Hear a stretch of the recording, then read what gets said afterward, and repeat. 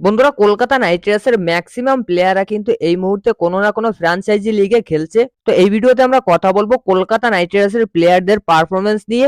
অর্থাৎ কলকাতা নাইট রাইডার্সের যেসব প্লেয়াররা এখন কোনো না কোনো ফ্র্যাঞ্চাইজি লিগে খেলছে তাদের পারফরমেন্স কেমন রয়েছে বর্তমানে সেটা নিয়ে ডিসকাশন করব।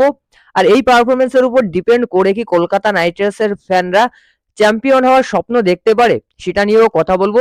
তো সম্পূর্ণ ভিডিও দেখুন আর ক্রিকেট সংক্রান্ত সমস্ত আপডেট পেতে চ্যানেল অবশ্যই সাবস্ক্রাইব করে রাখুন। বন্ধুরা, কলকাতা নাইট রাইডার্সের বর্তমান স্কোয়াডে যেসব প্লেয়ার রয়েছে এইসব প্লেয়ারদের মধ্যে ম্যাক্সিমাম প্লেয়াররা কিন্তু কোনো না কোনো ফ্র্যাঞ্চাইজি লিগে অথবা ইন্টারন্যাশনাল পর্যায়ে বা ডোমেস্টিকের লিগে যে কোনো পর্যায়ে কিন্তু ক্রিকেট খেলছে।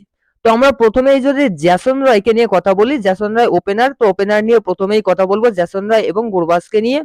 জ্যাসন রায় এসে টি-20 লিগে খেলছে। জ্যাসন রয়ের পারফরমেন্স কিন্তু খুব একটা ভালো না।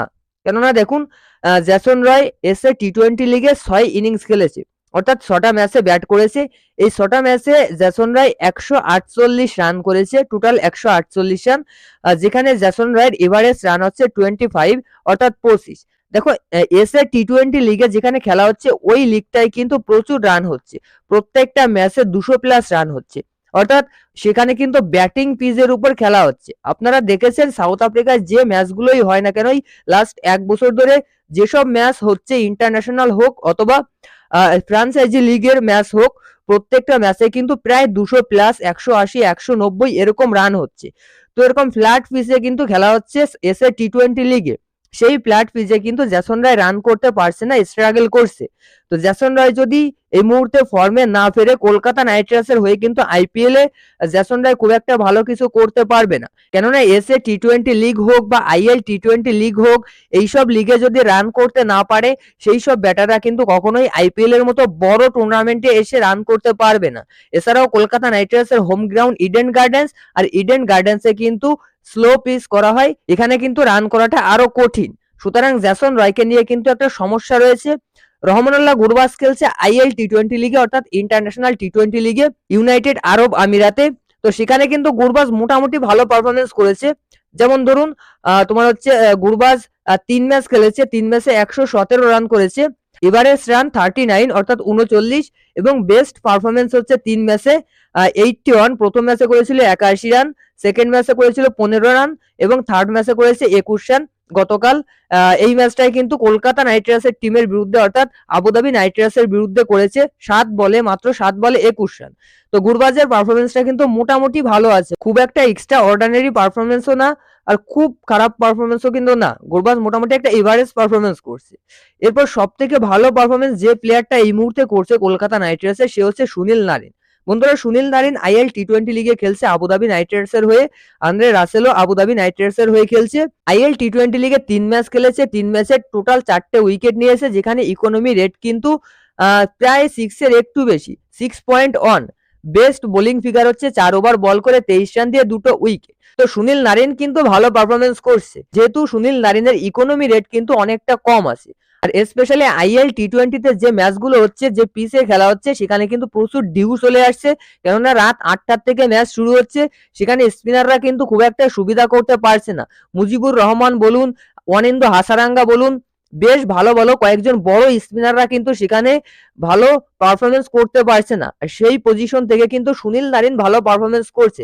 সুনীল নারিন এবছর আইপিএল এ কিন্তু ভালো করবে। আর তার সঙ্গে রাসেলের সম্পর্কে বলতে গেলে দেখুন, রাসেল 3 ম্যাচ খেলেছে, প্রথম ম্যাচে ব্যাট করার সুযোগ পায়নি, প্রয়োজন হয়নি। সেকেন্ড ম্যাচে কলকাতা নাইট রাইডার্সের একটা দল আবুধাবি নাইট রাইডার্স, তারা 95 রানে অল আউট হয়ে গিয়েছিল। ওই ম্যাচে কিন্তু রাসেল একটা সম্মানীয় ইনিংস খেলেছিল। রাসেল 25 বলে 48 রানের একটা ইনিংস খেলেছিল। আর বল হাতে কিন্তু রাসেল খুবই খারাপ ফর্মে। আইএল টি-20 লিগে রাসেল 6 ওভার বল করেছে, মাত্র একটা উইকেট পেয়েছে। তার ইকোনমি রেট কিন্তু প্রায় 10-এর কাছাকাছি, 9.5 হচ্ছে রাসেলের ইকোনমি রেট। সুতরাং রাসেল বল হাতে কিন্তু পারফরমেন্স করতে পারছে না, তবে ব্যাট হাতে কিন্তু রাসেল দুর্দান্ত পারফরমেন্স করছে। এছাড়াও কলকাতা নাইট রাইডার্সের বাকি প্লেয়াররা খেলছে, যেমন অঙ্ক্রিস রঘুবংশী একটা প্লেয়ার যাকে দলে নিয়েছে এই বছর, সে কিন্তু সিকে নাইডু ট্রফিতে খেলছে এবং 3 ম্যাচের মধ্যে 2টো ম্যাচে সেঞ্চুরি করেছে। Shreyas Iyer, K S Bharat, Mitchell Starc, Rinku Singh এরা কিন্তু বর্তমানে টেস্ট টিমে খেলছে। শ্রেয়াস আইয়ার আজকের ম্যাচে কিন্তু 35 রানে আউট হয়েছে।